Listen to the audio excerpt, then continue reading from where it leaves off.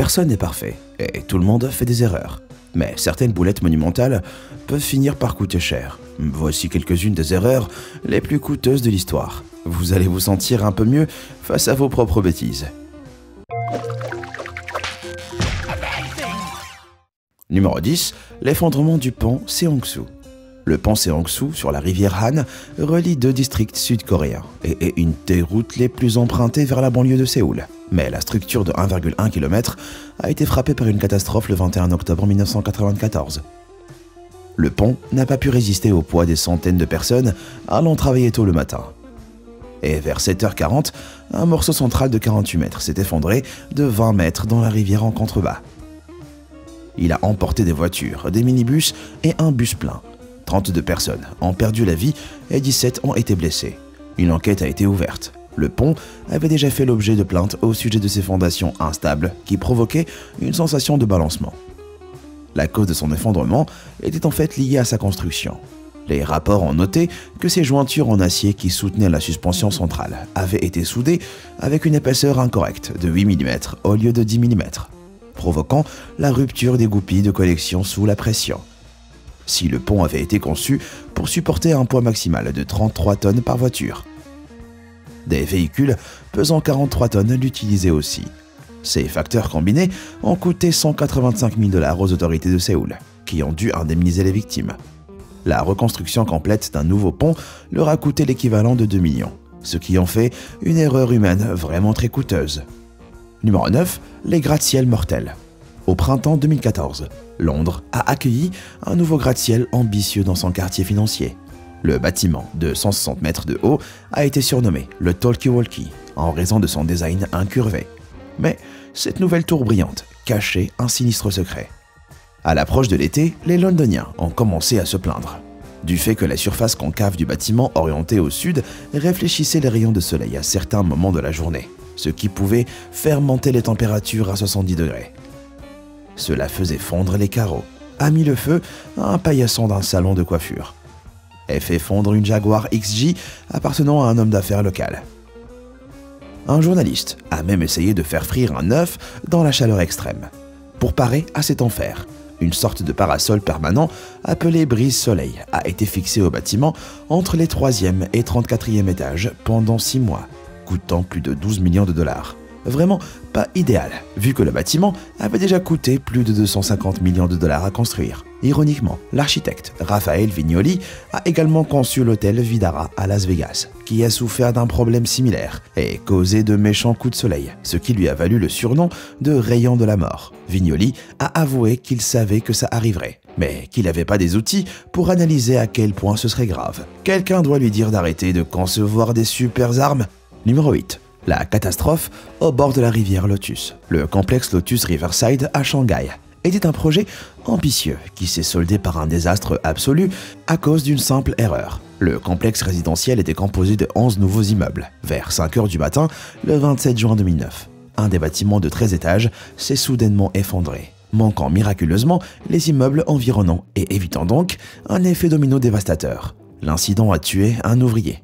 Mais les retombées auraient pu être bien pires si le bâtiment presque complet avait déjà été habité. Les enquêtes ont révélé que l'accident a été causé par le non-respect des normes de construction et des fondations de mauvaise qualité. La terre sous le bâtiment a été excavée pour faire un parking souterrain à 4,5 mètres sous la surface, sur 10 mètres sur une berge voisine, qui a ensuite éclaté sous la pression en expulsant de l'eau sous terre. Ces fondations boueuses ont fait basculer le bâtiment vers le sud. Pourtant, le simple fait d'amasser la terre ailleurs aurait pu empêcher tout ça. À cause de cette grosse boulette, de nombreux investisseurs se sont retirés du projet et ont demandé à être remboursés. L'entreprise a subi des pertes économiques énormes, montant à 30 millions, incluant les coûts de construction et l'indemnisation des futurs propriétaires de ces appartements, à 2100 $ par mètre carré. Numéro 7. La catastrophe du lac Peigneur. En 1980, une démonstration de forage menée par Texaco a déclenché une série d'événements cataclysmiques qui ont transformé le lac Peigneur, un plan d'eau douce de Louisiane de 3 mètres de profondeur, en un lac d'eau salée de 400 mètres de fond. Le 20 novembre, une plateforme pétrolière valant 5 millions et appartenant à Wilson Brothers a accidentellement abîmé le dôme de la Diamond Crystal Salt Mine suite à une erreur de calcul de Texaco. Environ 13 milliards de litres d'eau ont été drainés du lac, mélangeant le sel, sol et l'eau et créant un trou de plus en plus large. Ça a créé un puissant vortex qui a avalé la plateforme de forage. 11 barges, un remorqueur, 26 hectares de terrain et même une petite île au centre du lac. Ce chaos a presque tout détruit, car l'air s'échappant de la mine a provoqué des geysers de 120 mètres de haut. L'eau du canal d'El Cambre a changé de direction et s'est même jetée dans le vortex. Miraculeusement, personne n'a été tué. Mais la vraie victime a été la réputation de Texaco et leur portefeuille. La société a payé 32 millions à la Diamond Crystal Salt Mine et 12,8 millions à une pépinière voisine, faisant du lac Peigneur le lac artificiel le plus cher de l'histoire. Le tout a coûté près de 140 millions de dollars actuels à Texaco et Wilson Brothers. Numéro 6, le Baltic Ace. Des erreurs catastrophiques peuvent arriver n'importe où, comme le prouve le transporteur Baltic Ace, qui a coulé en à peine 15 minutes dans la mer du Nord le 5 décembre 2012. Ce navire, de 23 500 tonnes, a fait naufrage à 65 km des côtes néerlandaises, après avoir heurté le porte-conteneur Cyprien Corvus J. 11 de ses 24 membres d'équipage sont morts, et plus de 1400 voitures Mitsubishi allant du Japon vers la Russie ont coulé. L'épave a atterri à près de 30 mètres de profondeur, dans une des voies de navigation les plus fréquentées au monde, entravant le trafic maritime et menaçant de rejeter des substances dangereuses. En mars 2014, la société Rix Waterstaat a chargé ses partenaires, Boskalis et Mamoe Salvage, de retirer l'épave. Ils ont commencé par extraire ces 540 000 litres de pétrole restants. Plus de 18 navires et 150 personnes ont participé à ces opérations et ils ont dû soulever des morceaux de l'épave qui étaient irrémédiablement endommagés. À partir d'avril 2015, le navire a été découpé en 8 sections et ramené à la surface en morceaux. Regardez à quel point c'était énorme. Voilà la proue, avec toutes les voitures à l'intérieur. La police néerlandaise n'a pas pu enquêter sur l'accident car il s'est produit en dehors de ses eaux territoriales.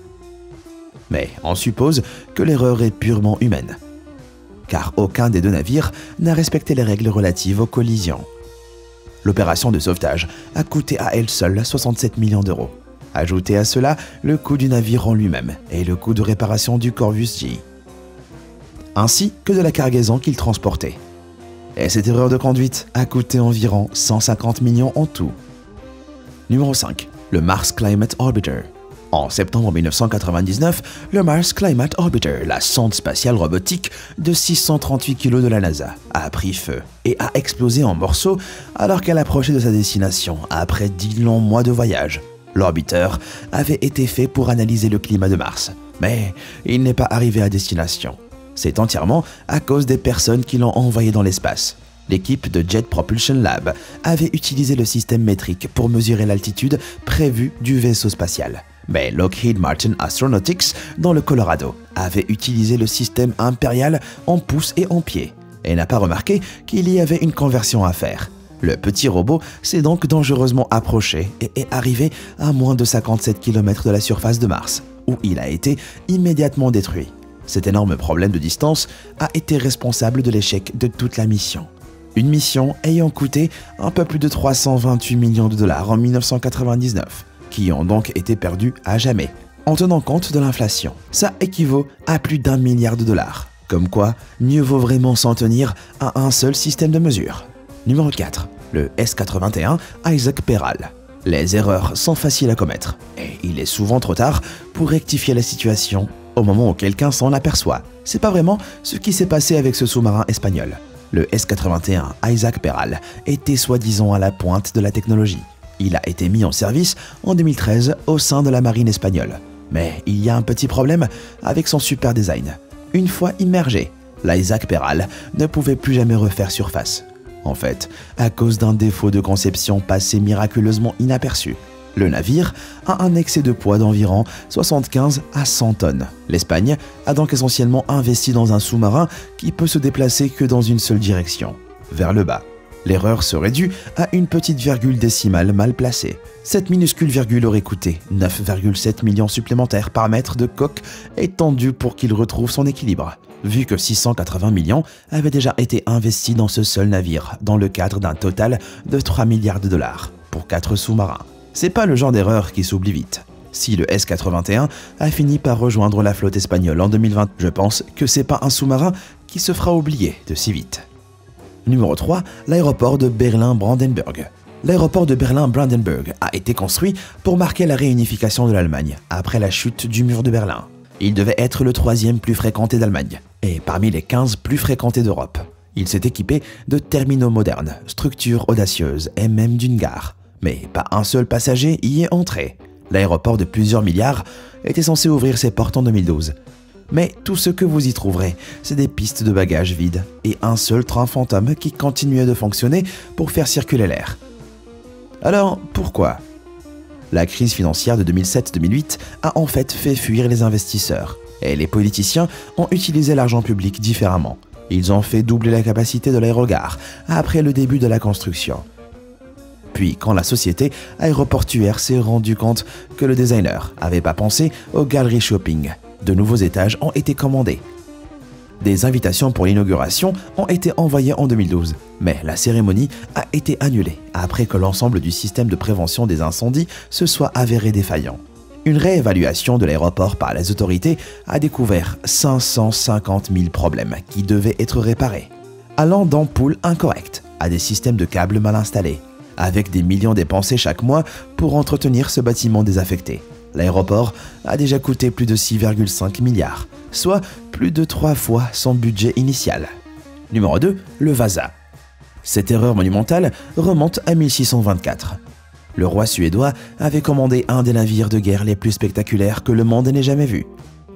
Le Vasa, un nouveau navire de la marine suédoise, a alors été dévoilé le 10 août 1628, mais sous les yeux horrifiés de milliers de spectateurs. À peine sorti de la baie de Stockholm, il a coulé à 32 mètres sous la surface.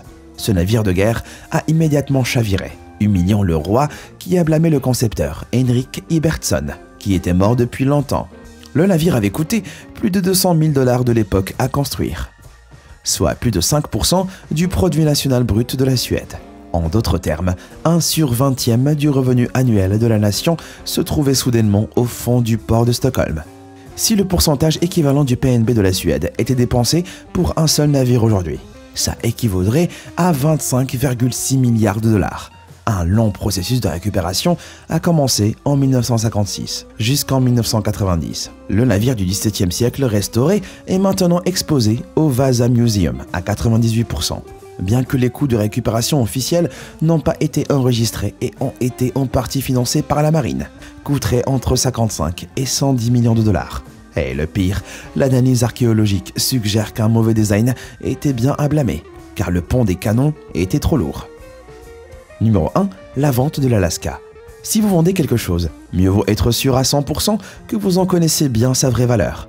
La vente de l'Alaska en est un bon exemple. L'Alaska appartenait à l'origine à la Russie et avait été une source assez lucrative de fourrure, de thé et de glace. Mais en 1867, l'empereur russe Alexandre II ne voyait plus aucun avantage à conserver le territoire. Et avec sa distance, il était difficile de la protéger d'une invasion. La Russie a donc conclu un accord pour vendre la région aux États-Unis pour 7,2 millions. Les Américains l'ont un peu oublié, jusqu'à ce qu'en 1896, un important gisement d'or soit découvert au Yukon. C'est alors devenu une passerelle vers des ressources naturelles, comme le pétrole et l'or. Comme le rapport du rouble russe au dollar était presque égal à l'époque, peu de bénéfices ont été tirés de la vente. Les États-Unis ont, eux, fait un profit multiplié par 100. Les économistes estiment la valeur de ces seules réserves de pétrole et de gaz à environ 200 milliards. Une erreur à faire se retourner un empereur russe dans sa tombe. Alors, quelle est l'erreur la plus coûteuse que vous ayez jamais commise? Laquelle de ces terribles erreurs vous a fait rouler les yeux au ciel? Dites-le moi dans les commentaires. Merci d'avoir regardé et comme toujours, à bientôt.